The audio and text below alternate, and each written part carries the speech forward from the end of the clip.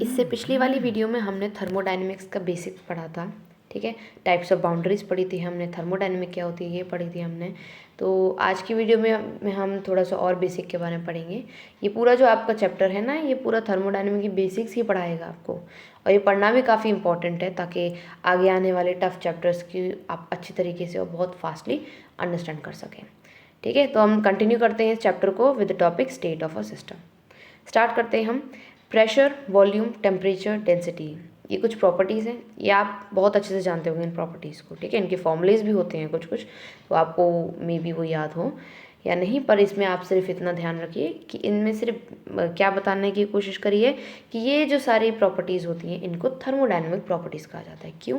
क्योंकि हम इन प्रॉपर्टीज़ को थर्मोडायनेमिक्स में पढ़ते हैं। That's why they are known as thermodynamic properties, and the other name given to these properties is variables या फिर स्टेट वेरिएबल्स, ठीक है। सो इन प्रॉपर्टीज़ को हम क्या कहेंगे? थर्मोडायनेमिक प्रॉपर्टीज़ कहेंगे, वेरिएबल्स या फिर स्टेट वेरिएबल्स कहेंगे। अगर हम इन प्रॉपर्टीज़ को डिफाइन करने जाएं तो हमें इनका स्टेट डिफाइन करना पड़ेगा कि हमारे सिस्टम की स्टेट क्या है, तो हमें उसे डिफाइन करना पड़ेगा, तब जाके हम इस प्रॉपर्टीज़ को डिफाइन कर पाएंगे। नाउ अब दो तरीके के वेरिएबल्स होते हैं, या कह सकते हैं दो तरीके से स्टेट वेरिएबल्स होते हैं। पहला स्टेट वेरिएबल वो जो कि डिपेंड करता है दूसरे वेरिएबल्स पे, वो भी स्टेट वेरिएबल्स होते हैं, दोनों ही स्टेट वेरिएबल्स होते हैं। मतलब एक अगर दूसरे पे डिपेंडेंट हो, like you are dependent to on your mom, right. तो आप दोनों ही स्टेट वेरिएबल्स हैं, तो आप दोनों ही डिपेंडेंट हैं, इसीलिए क्या कहा गया? डिपेंडेंट वेरिएबल्स कहा गया। The state variable which depends on other variables is called dependent variable, and on the other hand the variables which is independent on the other one, ठीक है ना। वो जो डिपेंडेंट नहीं होते हैं उनको क्या कहा जाता है?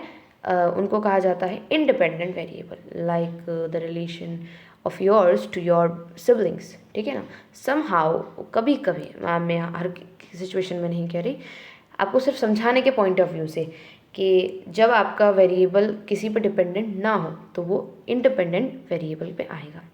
एग्जाम्पल से समझते हैं। आइडियल लॉ इक्वेशन के हिसाब से क्या होती है हमारी ideal gas equation? P V equals to n R T. अब इसमें अगर आप v को निकालें, v की वैल्यू, तो फॉर्मूला के अकॉर्डिंग p को नीचे जाना पड़ेगा, नीचे चला जाएगा, राइट। देखिए समझाते हैं इसको। p जो है इस फॉर्मूले से, यहाँ पे p था ना, ये नीचे खिसक जाएगा, यहाँ पर आ गया, तो ये बन जाएगा। अब v अकेला हो गया। अब इधर देखिए, v की वैल्यू निकालने के लिए p की वैल्यू डिफाइन करनी पड़ेगी कि नहीं। अगर आप p की वैल्यू इंक्रीज करते हो तो ऑब्वियस सी बात है v की वैल्यू डिक्रीज होगी, क्योंकि इन्वर्सली प्रोपोर्शनल है। अगर मैं टाइम से टेम्परेचर से देखूँ, अगर टेम्परेचर की वैल्यू बढ़ाती हूँ मैं तो वॉल्यूम अपने आप बढ़ेगा। अगर मैं ये तो कांस्टेंट है, नंबर ऑफ मोल्स बढ़ाती हूँ तो भी वॉल्यूम बढ़ेगा। मतलब कि वॉल्यूम डिपेंडेंट है इन दूसरे स्टेट वेरिएबल्स पे। तो ये यहाँ पर वॉल्यूम क्या हो गया? डिपेंडेंट वेरिएबल हो गया।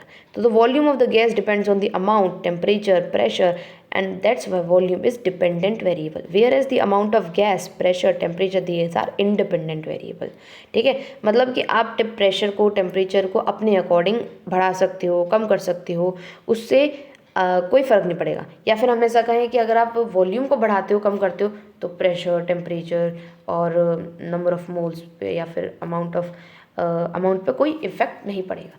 तो यहाँ पर ये जो इधर साइड वाले ये जो बॉक्स में बंद है, ये सब इंडिपेंडेंट वेरिएबल्स हो जाएंगे, ठीक है।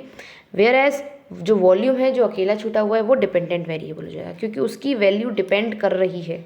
किस तरीके से डिपेंड कर रही है? अगर साइड वाले इंक्रीज कर रहे हैं, डिक्रीज कर रहे हैं, तो वॉल्यूम भी इंक्रीज डिक्रीज हो सकता है। उसकी भी इंक्रीज डिक्रीज होने की क्या है? पॉसिबिलिटीज़ पॉसिबल हैं। इसी वजह से ये क्या होता है? आइडियल गैस इक्वेशन जो है उसमें आपका वॉल्यूम डिपेंडेंट वेरिएबल कहा जाता है, ठीक है। तो नेक्स्ट अब हम मूव करते हैं other types of variables that are extensive and intensive variables. अब तक तो आपने डिपेंडेंसी के हिसाब से टाइप्स ऑफ वेरिएबल्स पढ़ा, अब आप पढ़ेंगे अमाउंट के हिसाब से इंटेंसिव एंड एक्सटेंसिव।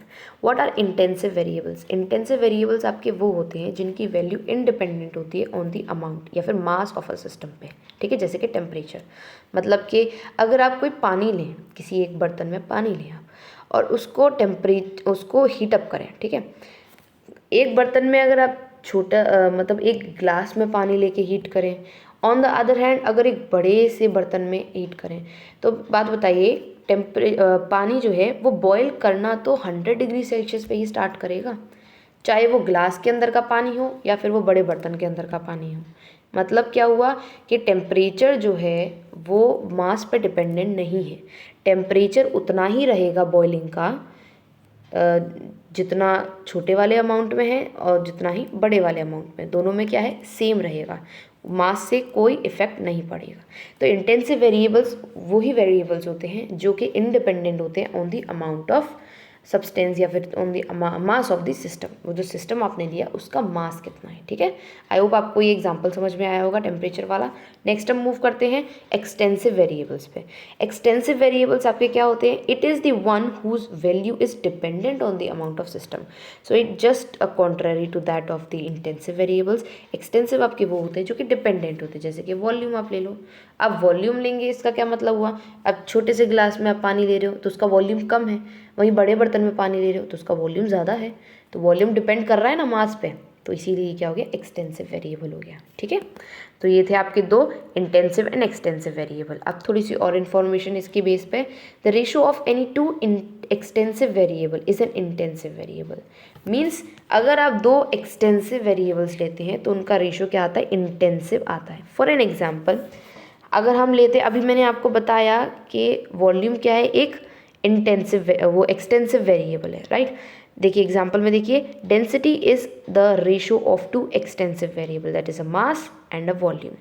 अगर हम मास अपॉन वॉल्यूम, क्या होता है यहाँ पर हमारे पास? डेंसिटी होता है, ठीक है ना। मास अपॉन वॉल्यूम क्या होता है हमारे पास? डेंसिटी होता है। मास भी एक एक्सटेंसिव वेरिएबल है, मास पे डिपेंड तो कर ही रहा है। वॉल्यूम भी एक एक्सटेंसिव वेरिएबल है, मैंने भी बताया। तो इन दोनों का जो रेशियो है वो क्या दे रहा है? हमें डेंसिटी दे रहा है। Density is an intensive variable. Density is not dependent on the amount of mass. तो पहले पॉइंट में आपको यही बोला है, the ratio of two extensive variables is an intensive variable, ठीक है। Now the ratio of extensive variable to the mass of the system, उसको आप स्पेसिफिक रेशियो या फिर स्पेसिफिक प्रॉपर्टी या फिर इंटेंसिव कहते हो। तो अगर आप एक्सटेंसिव वेरिएबल्स का रेशियो निकाल रहे हो मास के संग, तो उसको आप अलग से नाम क्या देंगे? एक specific property. Next, on the other hand, the ratio of extensive variable to the number of moles of the substance, it is known as property per mole या फिर molar property, and is also called intensive. वो भी intensive होगा, ठीक है। तो यहाँ पर दो एक्स्ट्रा चीज़ हमने पढ़ी, एक तो specific property and the next one is the molar property, ठीक है ना। ये दोनों ही प्रॉपर्टी इंटेंसिव वेरिएबल्स होती हैं। और किस किस पे रेशियो पे होती है ये भी ध्यान रखिएगा। जब आप एक एक्सटेंसिव वेरिएबल, हम एग्जांपल ले तो वॉल्यूम का, अगर आप वॉल्यूम का रेशियो निकाल रहे हो मास के संग, तो वो क्या होगा? आपका स्पेसिफिक प्रॉपर्टी होगा, वो भी इंटेंसिव होगा। अगर आप रेशियो निकाल रहे हो वॉल्यूम का किसके संग? नंबर ऑफ मोल्स के संग, तो वो भी क्या होगा? आपका क्या होगा? वो भी इंटेंसिव वेरिएबल होगा और उसका नाम क्या दिया जाएगा? Molar property. आज की वीडियो में हम इतना ही पढ़ेंगे। नेक्स्ट वीडियो से हम थर्मोडायनेमिक प्रोसेस के बारे में पढ़ेंगे। So this is all for today's video. Thank you for watching this video.